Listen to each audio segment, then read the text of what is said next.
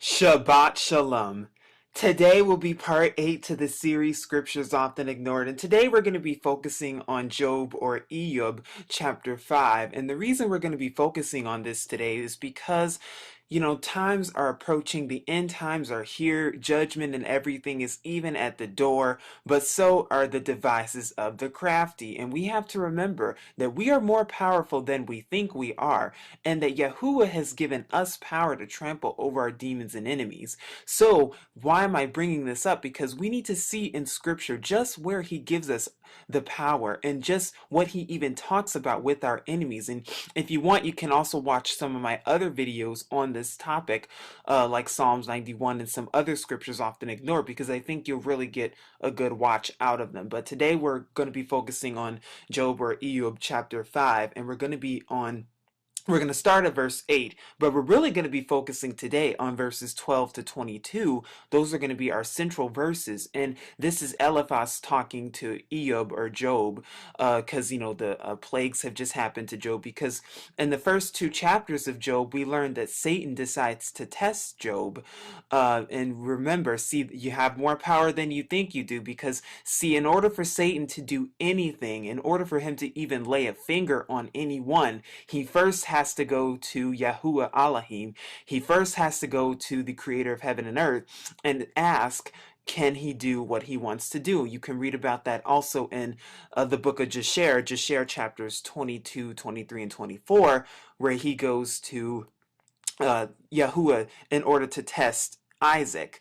But more on that next week, Yahuwah willing, because I do want to do another scriptures often ignored on that. But so, long story short, he goes to Yahuwah to try to test Job, and then we see all the plagues, and of course Job is very, very distraught about what happened. But here he has some of his friends talking to him, and this is what one of his friends tells him. So we're going to start in verse 8. He says, I would seek unto Elohim, and unto Elohim would I commit my cause. Now, if you're new to this channel, you'll see that I don't use the words Lord or God, because I choose to use the set apart names and titles of Hebrew. So that is why, and not paganisms. But verse 9, which doth great things and unsearchable, marvelous things without number, who giveth rain upon the earth and sendeth waters upon the fields, to set up on high those that be low, and those which mourn may be exalted to safety. So what does he do? He sets up high on those that may be low. So if you're feeling low and you're feeling down, don't worry, because with Yahuwah, he will set you on high, as long as you're setting his name on high. Verse 12, this is where I want to go into. Look at this. He disappointeth the devices of the crafty, so that their hands cannot perform their enterprise. He taketh the wise in their own craftiness, and the counsel of the froward is carried headlong. They meet with darkness in the daytime, and grope in the noonday as in the night. But he saveth the poor from the sword, from their mouth, and from the hand of the mighty. So I don't know what situation you're in, or where you may be financially, spiritually, emotionally, physically, mentally, and the list goes on. But I'm here to tell you that why you don't need to worry about what, your government's doing in FEMA and martial law. Why? Because what does Yahuwah tells us? He says he saves the poor. In all scripture in the commandments, they're about helping and giving to the poor. Yahuwah prefers a heart that is, poor financially, but is in all wisdom and seeking him, versus the wise, or who say they're the wise and the crafty counsel, against those who are rich in money and in wealth, but are poor in wisdom. You see, Yahuwah seeks those who are going after him. He seeks those who are following his word. He seeks those who are following his laws, statutes, and commandments, and those who are really seeking after him to have that intimate, personal relationship with him, and those who are doing his word and doing his work. The question is, are you doing his work? The question is, are you seeking him with all your heart? The question is, no matter where you are in your life right now, are you being a witness to him? Are you starting to follow his law, statutes, and commandments? Are you really seeking him with all your heart, soul, and might, just as the commandments command us, according to the book of Deuteronomy chapter 6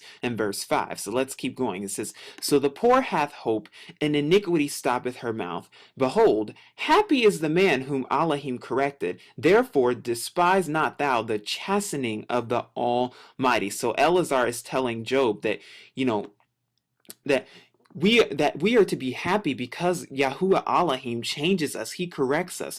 We are being changed and strengthened in Yahuwah Elohim every single day, and we're not supposed to be sad or upset about that. We're supposed to get joy from that. We're supposed to get joy from Yahuwah really strengthening us and using us for a mighty work. We're supposed to, find that joy, find his fruits of the Ruach. And when the Ruach HaKadosh is leading us into his truth, that is where we find peace. That is where we find wisdom. That is where we can find him and know him, but only when we're doing his work and following his Torah, his law, his word, his law, statutes, and commandments can we get to that point. But it says in verse 18, "For he maketh sore and bindeth up, he woundeth, and his hands make whole. He shall deliver thee in 6 troubles, yea, in 7 there shall no evil touch thee. In famine he shall redeem thee from death, and in war from the power of the sword. Thou shalt be hid from the scourge of the tongue, neither shalt thou be afraid of destruction when it cometh. At destruction and famine thou shalt laugh, neither shalt thou be afraid of the beasts of the earth." And you can say that this definitely relates to end times. But why am I going over this today? I'm going over this today because, there are many of us who are saying, well, maybe we should do this, maybe we should do that, maybe we should prepare this way, maybe we should prepare that way. But I'm here to tell you, if your heart is in the right place, if you're preparing your heart and changing your heart, and seeking Yahuwah and renewing your heart and your mind, that is where you will find your protection. Because remember, it says, remember who is in control. See, sometimes we get so caught up into the world and the world's way of thinking. That is why we have to be made separate. That is why Yahuwah tells us to be ye separate. Because what is the world focused on? The world is too busy focused on what Satan's doing. The world's too busy focused on, fearing Satan and being afraid of Satan and the Jewish Zionists and the synagogues of Satan and their works. But what does Scripture tell us? Scripture tells us that who is in control here? Because Yahuwah Elohim is in control. Not Satan, not the Jewish Zionists, not the police, not the satanic government. No, they have no power when it comes to Yahuwah Elohim. And if you are under Yahuwah Elohim's shield and buckler, if you are in his shadow, if you are under him, well then guess what? Nothing can come upon you. No death and disease and famine can come upon you if you are constantly seeking Yahuwah, following his law, statutes, and commandments, have accepted his true son, Yahusha, your Passover lamb, so that all may be well with you, so that when things do start to happen, well, guess what? You're protected from it. He will lead you to that wilderness. He will lead you into his place of protection. But in order for him to do that, you have to accept him, come to him as a child, really renew your spirit and renew your mind, just renew your faith with him, your walk with him, have that personal relationship, and really communicate with him on a personal level, because that's where prayer will really arise. But to do that, you have to be made separate. You cannot be like the rest of the world. If you expect to have that relationship with Yahuwah, but yet you're still smoking and drinking and doing all the things of the world, then you're not going to be able to find that relationship. Because remember, Yahuwah is separate. He is set apart for a reason. He's not like the rest of the world. So therefore, if we want to develop that relationship with him through prayer and praise, we can't be like the rest of the world either. We too have to be set apart so that way he can redeem us from death, war, poverty, the sword, destruction, famine, and everything else that the world is going to be afraid of. See, the world's going to be afraid of it, but when you have Yahuwah on your side, you don't have to fear, because he tells us not to fear. But that's only when you have the Ruach HaKadosh leading you and guiding you, and you have Yahuwah's true word, and you're following his true word, which are the laws, statutes, and commandments highlighted in the first 5 books of the Bible. Now, people still ask me and question me, well, is this a religion? Is this a type of religion? And I tell them, no, following the law, statutes, and commandments, it's not legalistic. It's not a religion. It is the truth. It's Yahuwah's word. And just like John chapter 1 verses 1 says, the word is Elohim. So therefore, his word is true, and we know his word is true. So following it does not make you any type of religion. It does not make you any type of denomination. You are, in fact, of truth, of righteousness. And that is what we need to remember and keep in mind. And like I said, people ask me, well, what religion are you? What do you believe in? I tell people, I do not identify as a religion. This is not a religion. This is following the truth. This is following Yahuwah. This is following his law, statutes, and commandments. Now, ethnically speaking, I am a Hebrew because I'm in fact so-called African American, but I'm not African.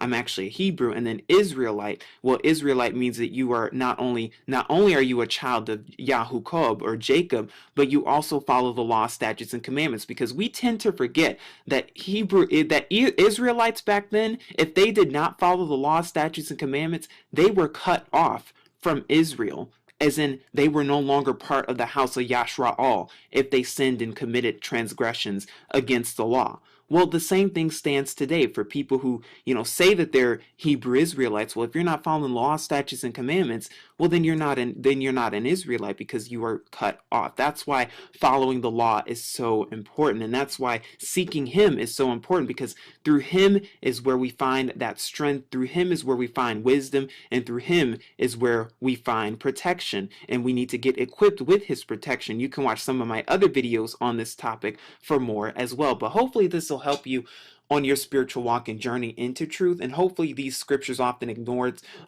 versions are helping you, and really helping you seek and have that personal relationship with your creator Yahuwah. Because just like I've said, he wants to have that personal relationship with you. But in order for him to come upon you, in order for his set apart Ruach or Ruach HaKadosh to come upon you, what do you have to do? You have to cleanse your temple, follow his law, statutes, and commandments, and really start seeking him on that personal, intimate relationship, because through there is where you find the truth. And remember, to be ye separate, be set apart. So remember the abominable foods that are talked about in Leviticus chapter 11 and Deuteronomy chapter 14, and even Isaiah 66. Know this stuff and start to do it. Remember, don't just be hearers of the word, but also be ye doers. And that is something we're all striving to do, myself included. But hopefully this has been helpful to you. This is Truth Unveiled here. Shalom.